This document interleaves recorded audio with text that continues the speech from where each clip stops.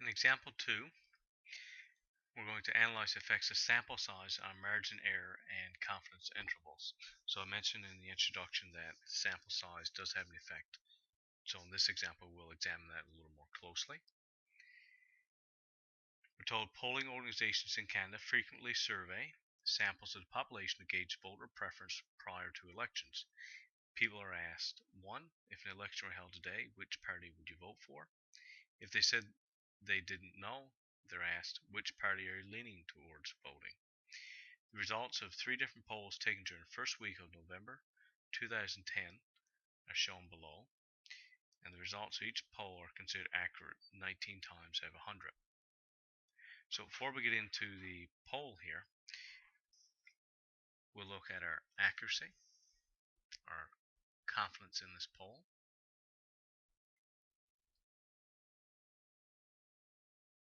So our confidence level, 19 times out of 20, which would be a 95% confidence level. Now, polling organizations,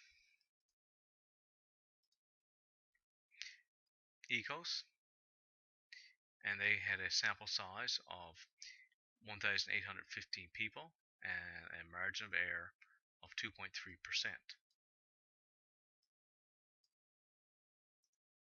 Next one, a Nanos poll was conducted. They surveyed 844 people and a margin of error of plus or minus 3.4%. And the last was an Ipsos poll, and they had a sample size of 1,000 people, plus or minus a margin of error of 3.1%.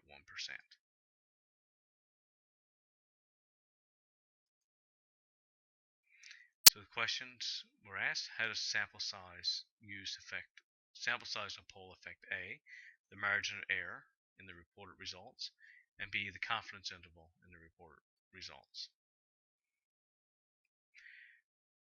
So I've constructed a small table here to make the comparison easier, and our 3 different polls were the ECOS, Nanos, and Ipsos, sample size for each of them, and the margin of error for each of them. So if we look at the sample size, at a sample size of 1,815 people, there's a margin of error of 2.3%. 1,000 people, the margin of error increases to 3.1, and when only a sample size of 844 people are used, the margin of error is plus or minus 3.4%.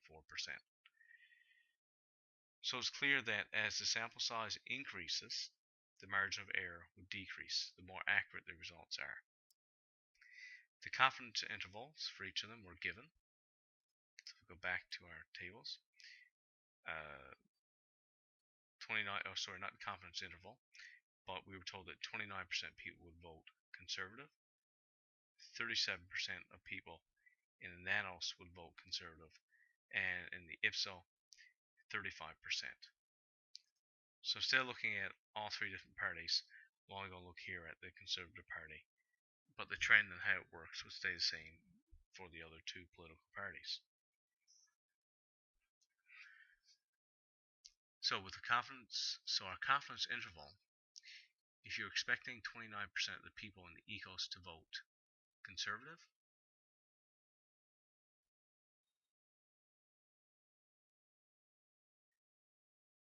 then plus or minus 2.3%,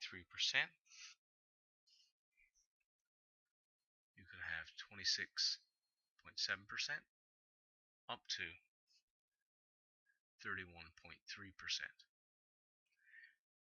So, now, that would give us a range of 4.3%, because we could be higher by 2.3%, or the results could be 2.3% lower.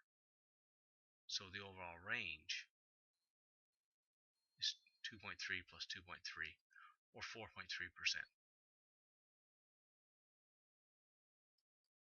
For the Nanos poll, 33.6,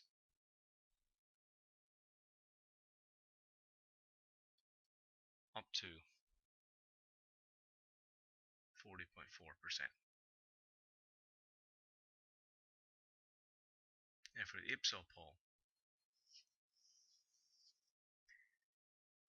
31.9 up to 38.1. And the range of the confidence interval here, there's a 6.8% range. So we're doubling our margin of error, 3.4% lower or 3.4% higher.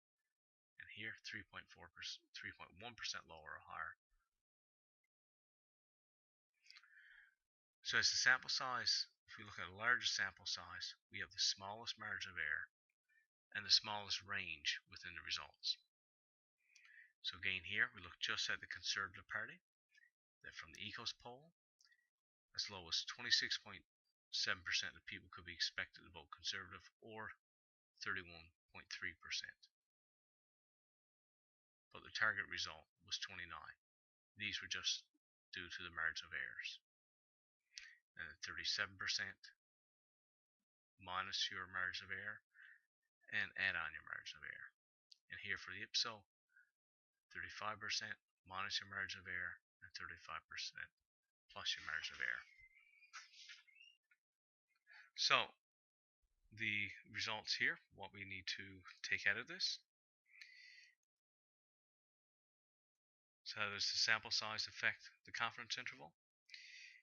The larger your sample size, the smaller the margin of error, the smaller the confidence interval, and smaller the range of the confidence interval.